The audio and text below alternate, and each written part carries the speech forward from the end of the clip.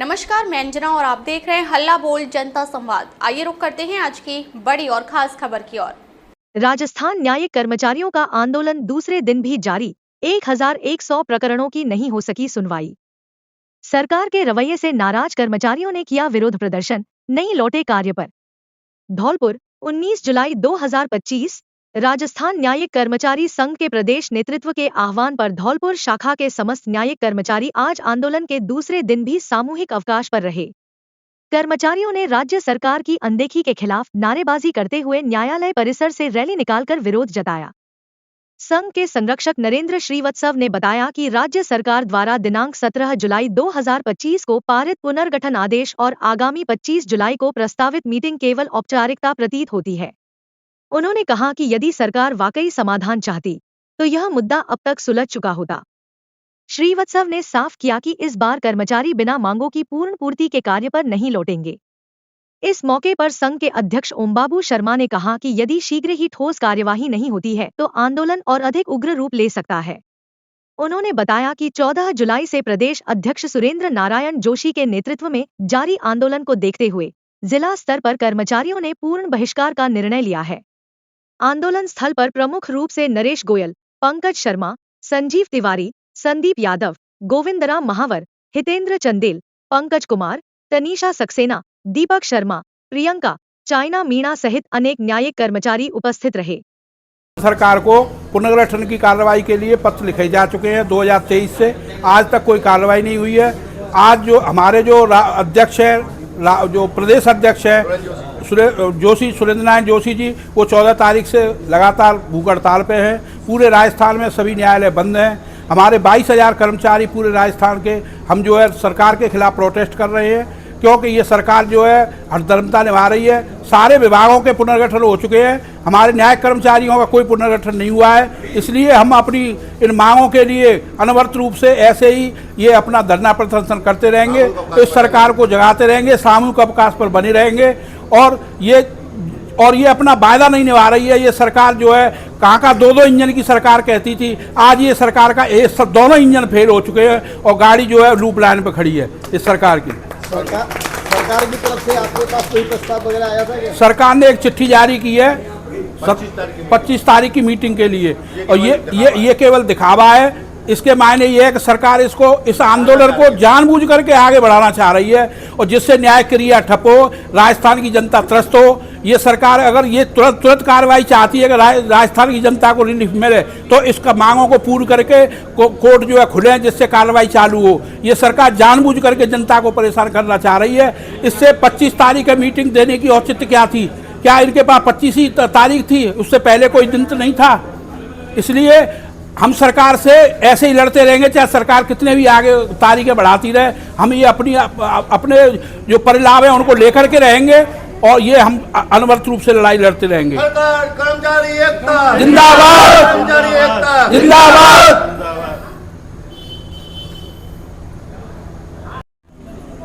मैं हितेश कुमार, धौलपुर न्याय क्षेत्र से।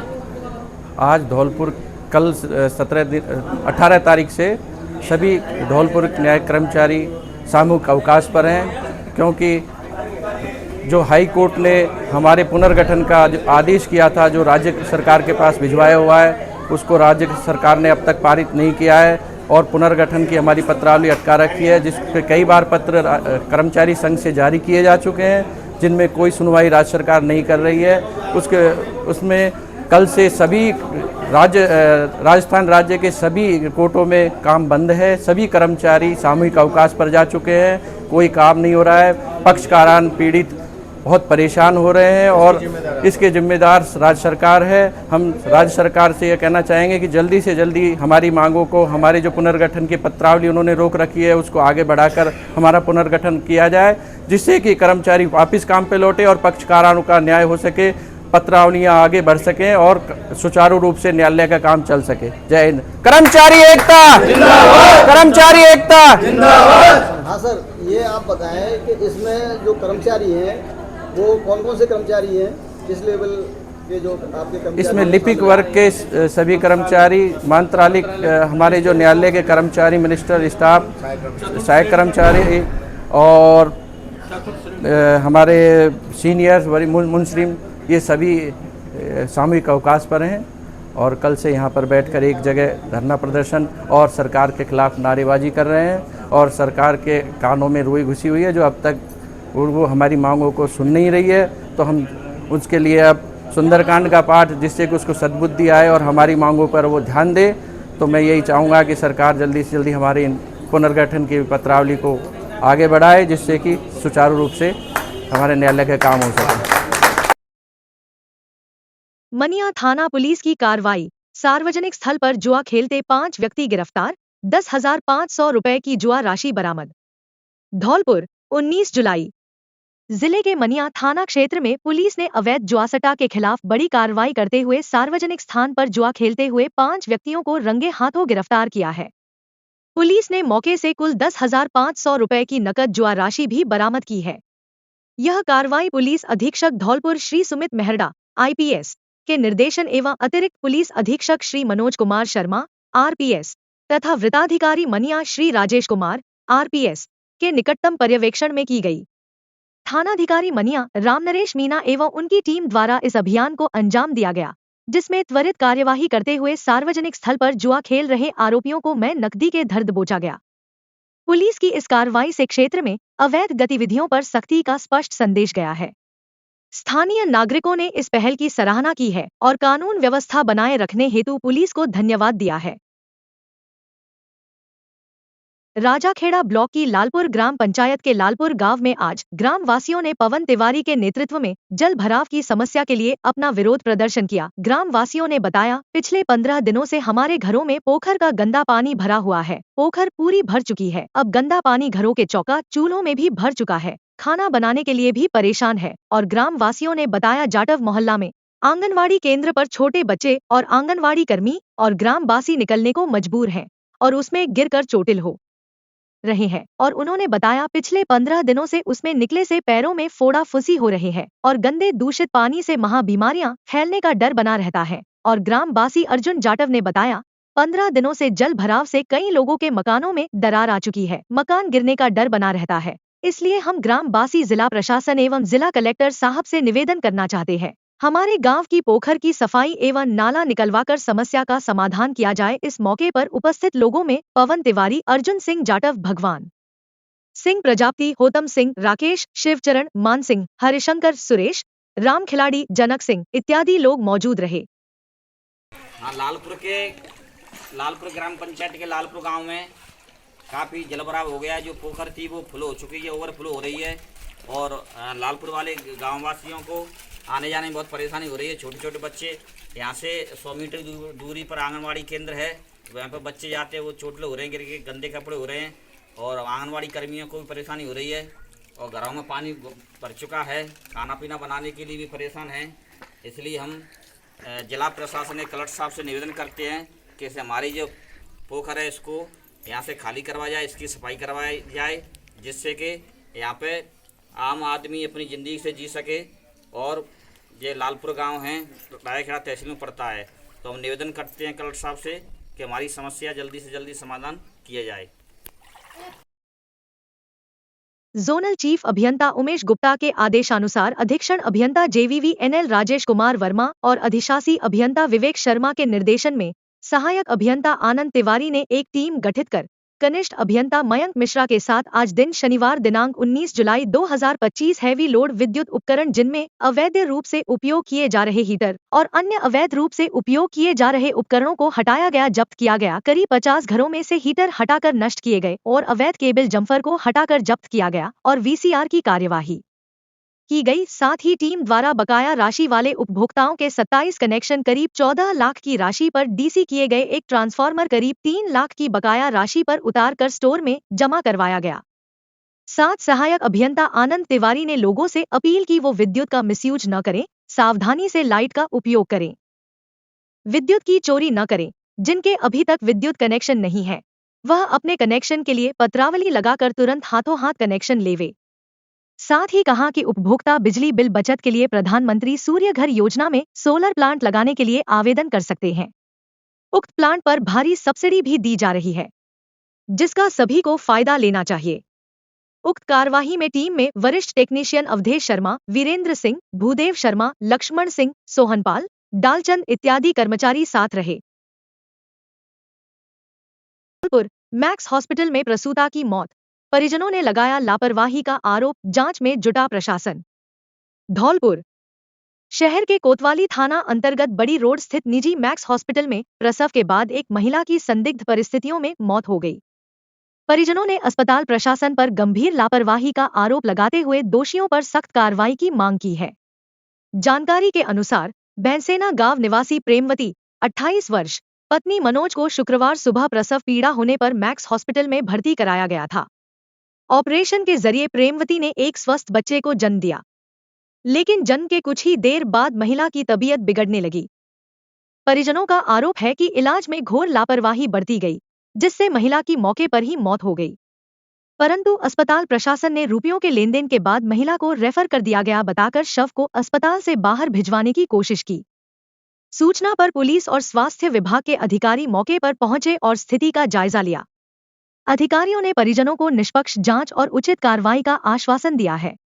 गौरतलब है कि यह कोई पहला मामला नहीं है जब किसी निजी अस्पताल में लापरवाही के चलते किसी मरीज की जान गई हो। पूर्व में भी जिले के कई निजी अस्पतालों में इस प्रकार की घटनाएं सामने आ चुकी हैं। इस दुखद घटना से नाराज परिजनों और स्थानीय लोगों ने मांग की है कि मैक्स हॉस्पिटल के खिलाफ सख्त कानूनी कार्रवाई की जाए और दोषियों को जेल भेजा जाए, ताकि आगे ऐसी घटनाओं की पुनरावृत्ति न हो। प्रशासन द्वारा मामले की जांच शुरू कर दी गई है और रिपोर्ट के आधार पर कार्रवाई की बात कही गई है। यही हॉस्पिटल में छोड़ गई है। हम तो 15 नौकर ले एम्बुलेंस अपयाती कर दी है, खुद ही अपने आप ही अपयाती कर दी एम्बुलेंस। डेड बॉडी रेफर किया, मतलब डेड बॉडी रेफर किया। और क्या बताया था उस समय जब रेफर किया था? कछु ना बतावे ने मैंने। अच्छा, लोग तो ले रहा हूं पे पैसा ना घर के तैयार नहीं, पैसा था 2 फीस दे दिए। कितने रुपए ले मांगे थे? रुपये कछु ना मांगो अभी। अच्छा, कछु एक ना अभी दिया नहीं, कुछ नहीं दिया है।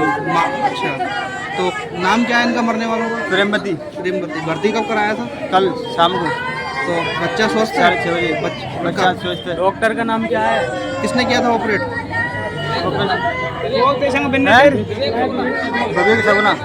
विवेक शर्मा ने ऑपरेट किया। हाँ, तो मिले वो अब यहाँ?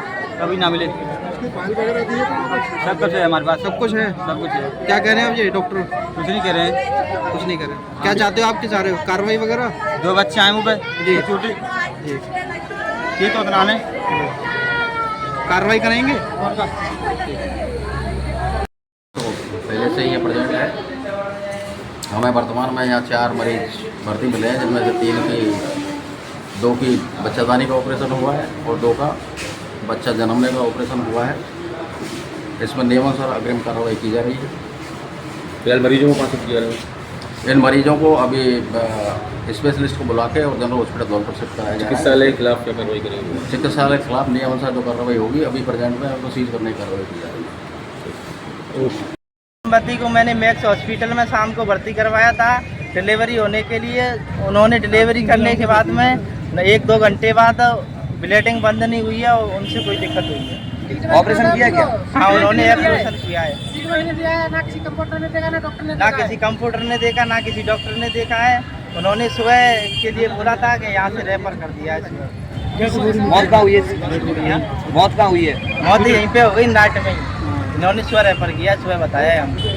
रात में किसी ने देखा बारी नहीं करी है। न्यायालय में फूलदार पौधे लगाए। धौलपुर न्यायालय मोटर दुर्घटना वाहन अधिकरण की न्यायाधीश सुश्री प्रीति नायक ने राजस्थान सरकार द्वारा चलाए जा रहे एक पेड़ मां के नाम अभियान के अंतर्गत न्यायालय परिसर में फूलदार पौधा का रोपण किया। उन्होंने कहा कि प्रत्येक व्यक्ति को बरसात की ऋतु में अनिवार्य रूप से पौधारोपण करने चाहिए और उसकी अपने बच्चों की तरह सही प्रकार से देखभाल करनी चाहिए। उन्होंने कहा कि जीवनदायिनी ऑक्सीजन हमें पेड़ों से ही प्राप्त होती है, इसलिए स्वस्थ पर्यावरण के लिए पौधारोपण अति आवश्यक है। उन्होंने सभी अधिवक्ताओं से नए कर्मचारियों से अपने घर आंगन में अनिवार्य रूप से पौधारोपण करने की बात कही। इस अवसर पर सभी अधिवक्ताओं में नए कर्मचारियों ने एक पौधा मां के नाम लगाने का संकल्प लिया। इस अवसर पर अधिवक्ता अतुल कुमार भार्गव, राजेंद्र प्रसाद शर्मा, अमन भार्गव, मनीष मोदी, हरुण खान, आदिल खान, अमित शर्मा, दीपेंद्र मीना व साबिर खान मुख्य रूप से उपस्थित थे। धौलपुर में पार्वती बांध का कहर, बाढ़ जैसे हालात, जनजीवन अस्त व्यस्त। अंदरूनी बस्तियों तक पहुंचा पानी, दर्जनों गांवों का संपर्क टूटा। धौलपुर जिले के सबसे बड़े और प्रमुख जलस्रोत पार्वती बांध ने इस बार रौद्र रूप धारण कर लिया है। लगातार जलस्तर बढ़ने से पूरे जिले में अफरा-तफरी का माहौल बन गया है। बांध से निकले पानी ने जनजीवन को बुरी तरह प्रभावित किया है और हालात बाढ़ जैसे बनते जा रहे हैं। सैंपो क्षेत्र सबसे ज्यादा प्रभावित नजर आ रहा है, जहां पानी ने अब आंतरिक बस्तियों में भी दस्तक दे दी है। लोगों के घरों में पानी भरने लगा है, जिससे ग्रामीणों में डर और बेचैनी का माहौल है।